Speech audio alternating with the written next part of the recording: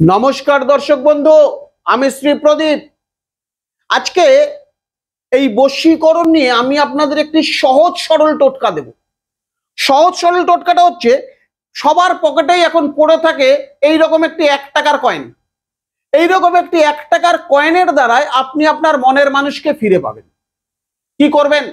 যে কোনো প্রতিপদ তিথি, অর্থাৎ সেটা কৃষ্ণপক্ষে হোক বা শুক্লপক্ষে হোক, যে কোনো একটি প্রতিপদ তিথির মধ্যে, তিথির দিন এইরকম একটি লাল কালির পেনের সাহায্যে যে মন্ত্রটি আমি আপনাদের বলছি, খাতা পেন দিয়ে আবার লিখুন। ওম ভৈরবায়। অমুকের জায়গায় আপনি যাকে বশীকরণ করবেন তার নাম দেব শর্মণ কুরু কুরু হোং হোং ঠং ঠং স্বাহা। এই মন্ত্রটি লিখতে হবে 1 টাকার কয়েনে লাল কালির মার্কার পেনের দ্বারা 11 বার। এটিকে লিখে কোনো নির্জন স্থানে এই কয়েনটিকে পুঁতে দিয়ে আসুন। আপনার মনের মানুষ আপনার কাছে আসতে বাধ্য এবং আপনার জীবনে আপনার মনের মানুষ আসবে আসবে আসবে। এত বড় কথা বলে দিয়ে গেলাম আজকে। নমস্কার দর্শক বন্ধু, সুস্থ থাকুন, ভালো থাকুন।